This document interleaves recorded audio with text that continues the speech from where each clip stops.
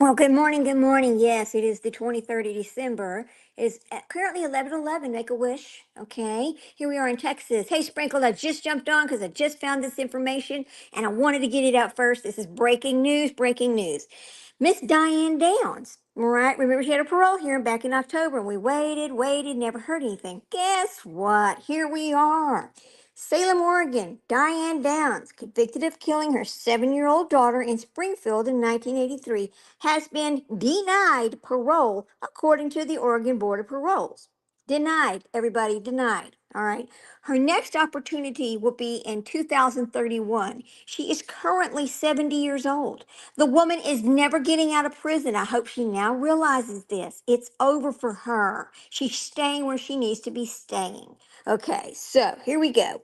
A representative for the board said that it found that Downs has a mental or emotional disturbances, deficiency, condition, or disorder predisposing her to the commission of any crime to a degree, rendering her a danger to the health and safety of others. I agree 100%. Therefore, the condition which made her dangerous is not in remission, and she does continue to remain in danger. Yes, she will always be a danger to herself and others. Downs was convicted in 1984 for the 1983 death of her 7-year-old daughter and attempted murder of her 2 other children in Springfield. File. This is from the file. In March 2012, 1989, this photo that I'm looking at, Elizabeth Diane Downs talks about the conviction for killing her 7-year-old daughter and wounding 2 other children in 1983. During an interview at the Corrections Institute for Women in Clinton, New Jersey, Downs was convicted of killing her 7-year-old, because it talks about this Cheryl Lynn, and wounding this 3-year-old. There's a picture here, and I'm just describing this picture and what it has to say. Now, she was sentenced to life in prison. Investigators at the time said that Downs shot the girl, the other 2 young children, and put a bullet in her own forearm. She then drove them all to the hospital and blamed the shootings on some random man she said tried to carjack the family on an old road somewhere that nobody traveled. Right. Where was he going? Where was he coming from? This lying piece of shit. Investigators at that time said Downs, okay, and then it goes, during this virtual hearing this October, Downs maintained her innocence. She says, I'm innocent of the shooting, but I'm guilty of putting my kids in danger. This is what she told the board. Um, we'll just play a little bit of that. I think you can hear it, but we won't be able to see it because I'm not going to make it live. Here we go. Listen. You turn it up, so here we go. Just a second, guys. Oops, going the wrong way. Kids is back up for parole. She appeared before the Oregon Parole Board yesterday. Her case inspired books and movies over the years because of the nature of the crimes. She was convicted in 1984 of the death of her 7-year-old daughter near Springfield. Investigators say Downs shot the little girl, her 2 other children, and even put a bullet in her own forearm. Then she drove them all to the hospital and blamed it on a man who she says tried to carjack the family. In a hearing that lasted several hours, Downs maintained her innocence. I'm innocent of shooting, but that I am guilty of putting my children in danger. That I have never reconciled, ever. Not through all the classes. I've never reconciled that. I can't, because there's no excuse for it. There's no changing it. There's no going back for it. There's no forgiveness for that. Her attorney says they will submit a DNA motion, which they hope will help uncover what they call new evidence that will present what they describe as the whole truth of the case. The parole board in the next few weeks will deliberate as to whether to release Downs after. Okay, that was before her hearing. Now they've had the hearing, and the hearing was decided on December the 16th. It came down that she was denied, and that she would have another chance in 2031. So she will not be eligible again, and till 2031 to even apply for. And there is no other evidence. She needs to stop that garbage. Okay, there's no other evidence. She's never getting out. It's over. Yes, Sprinkle Donut. She is batshit crazy. She is where she needs to be. She is. They never really said that she. We know she's mentally ill. We know she is, right? You can. I mean, listen to her. Just listen to her talk. Now, what is her mental illness? Is it? Let me look at something over here. Is it Is she, well, we know she's narcissistic. Is she psychopath, sociopath? Which one of these disorders does she have that stops her from being able to tell the damn truth about what she did to her children? She only tries to claim partial truth, right? She's crazy. She's fucking crazy. And I mean, I don't really like using that word, but she she needs to stay where she's at, period. I'm going to look and see if we have anything that will tell us what her mental illness was or what she was diagnosed with after going to prison or in jail, whatever. Oh, here we go. Her evaluation says a psychiatrist who evaluated Diane Downs diagnosed her with narcissistic, histrionic, and antisocial personality disorder. She has also been described as deviant, sociopath, or narcissistic psychopath by the experts. You know who else has that? Guess who else has that? Think about the other ones that have this. All right, I'm going to tell you. Hang on a minute. We're going to pull up Lori Vallow. See, they're all alike. They are absolutely are alike. The thing about these people, they just have different looks, but they are all the same people, basically. Let me pull this up over here. This is going to be short. I just jumped on when I saw this, like, oh, holy cow! Here we have the answer. So this is from Newsweek, full credit Newsweek over here. Come on, open up. Lori Vallow, all right. The Doomsday Mom, Lori Vallow Daybell, has been deemed mentally competent to stand trial. But it says that, let's see. I want to go back to what her actual diagnosis was. Okay. She's declared incompetent following the stay. Okay, so let me hang on just a second. Oops. I'm reading through this. Okay, so Chad Daybell. I'm reading through this to find her actual diagnosis from her mental illness. I might have to go to the next one. Just a second, guy. Hang on just a second. She's granted mental health. Oh, so she gets a mental health exam. So what's the answer? Let's see if we can get it. All right, here we go. Oops. Come on. Where's my story at? Oh, I don't want to join this. No, I don't want to do that. We'll have to find this a different way. I don't want to join that, but okay. Let's see if we can find it over Reddit. Reddit is a wealth of information.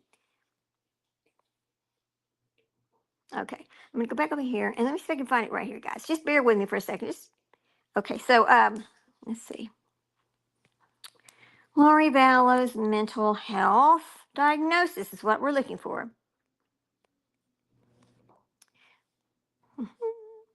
All right. So here are Lori Vallow Daybell's mental. This is her diagnosis. Listen carefully: narcissistic personality disorder, histrionic personality disorder, sociopathic traits, and borderline personality disorders. Okay, Lori Vallow. There you go. See, they all have exactly the same.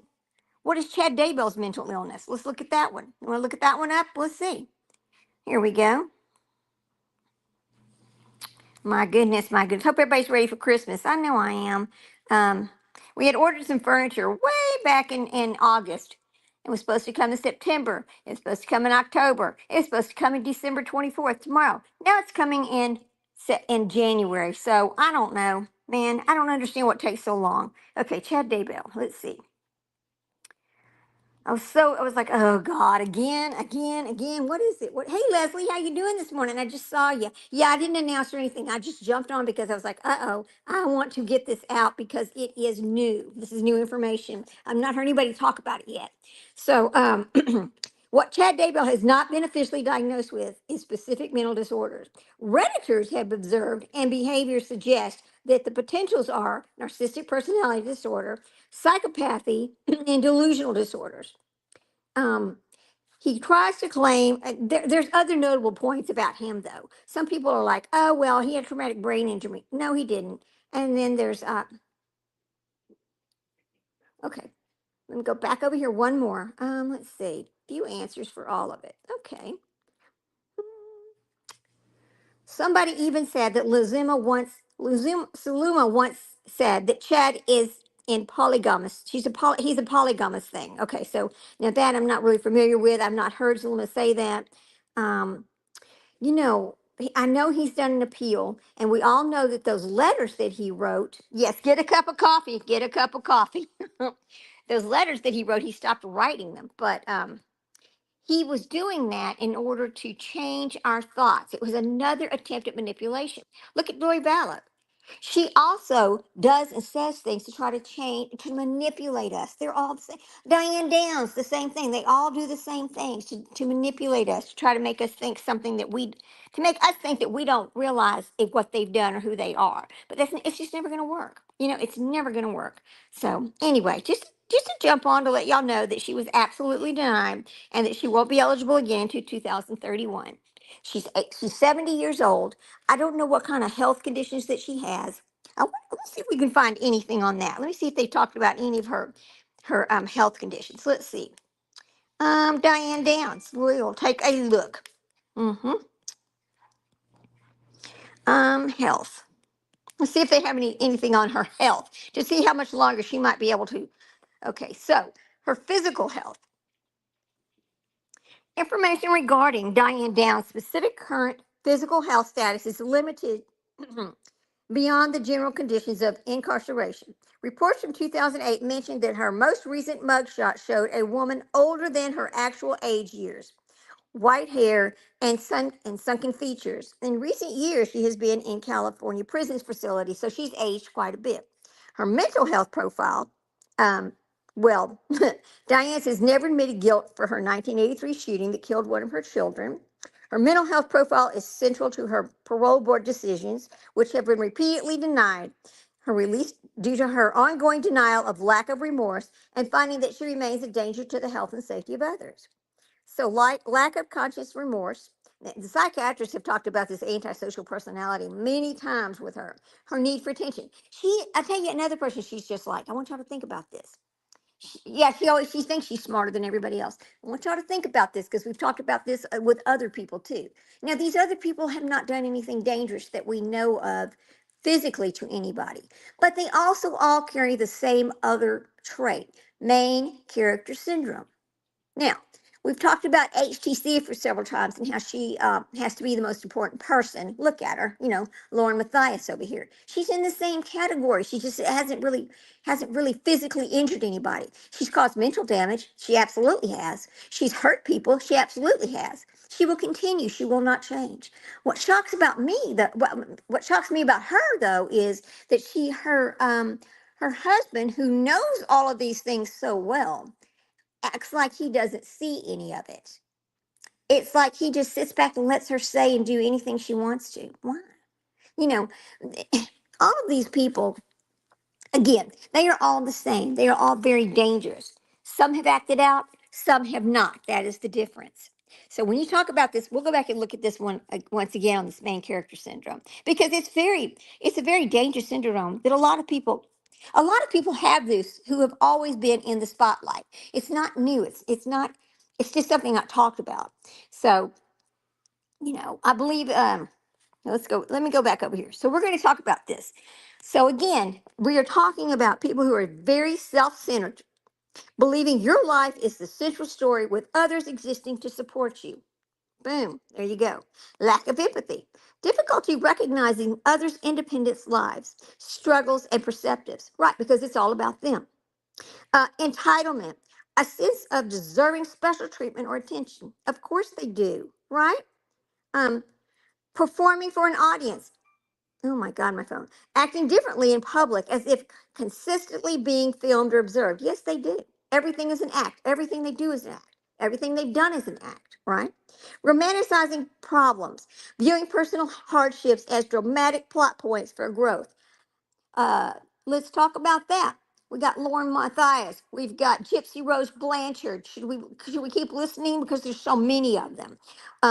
Dismissing others, viewing cashiers as automations or people as NPCs, non-player characters. See, everybody else is just you've got the people they live with and the people they perform for, and then you've got the other people out there in the world who they see but they don't acknowledge because they're not important, right? There's a way you can address these people. There's a way you can kind of work with them, all right? And how to address them is this. You practice empathy. Consciously try to see situations from others' viewpoints. Be present. Focus on real interactions rather than fictional performances. Like you've got to be straight with them, okay? Self-reflection. Challenge your internal narrative and be grateful supporting character and be for supporting characters. But here's the thing: you got to be like straightforward with these people. You got to set them straight. You got to tell them, hey, I'm not playing part of your game, or hey, I'm not going to be in your performance. So you got to back away. You got to protect yourself. And they need to seek therapy. They really okay. These kind of people need to seek therapy. They need help because every one of these people, again, it comes back to their underlying issues. The underlying issues can be anything from trauma. And most of it basically comes from trauma, to be honest with you. I mean, because it is a distorted self perception where one's needs, emotions, and experiences overshadow those of others. See, they're so self important. But anyway, this is just a little short about Diane Downs, really, and what's wrong with her, and how many other people are like her, but people don't realize that they're like her. See, they don't see that part. They only see what she did, but they don't see what she was like beforehand. These other people are just like that. They just haven't done a criminal act yet. Well, we know that Gypsy Blanchard has. We know she has, and that's another thing. Now, let me get sidetracked. Sprinkle. We always get over here on this other on this other tangent. We start talking about it. It's just how we are. But and at some point, I'm going to get with Sprinkle today because we are going to go live. And we're going to, yeah, Letitia Stouch, the same thing. Letitia Stouch has started out something, always being the main character. And then it went into, well, it was either her being the apple of Al's eye or it was going to be his son. His son was always going to be number one. She couldn't accept that. So she got rid of him. Here's another thing. I don't understand how Letitia Stouch thought she could ever just go back home with Al and they were going to live like nothing ever happened. What the hell? What's wrong with her? That's crazy. Well, it's crazy. We know that. Anyway, so what I was talking about is later today, I want to get with Sprinkle and we are going to go to live. And what we're going to talk about is Gypsy Rose Blanchard. And we're going to show some of these videos and things that have come out. So I want to thank Pink Chihuahua. I'm going to thank Into the Weeds and some other people that have brought these things out and have told us, go ahead and share. Please share. Please share. Because the thing is, you have people like Perez Hilton, sorry, who want to he just wants to talk about it, but it's for the wrong reason. Then you have these other people who want to talk about it because they are a part of the cancel culture. What they want to do is stop.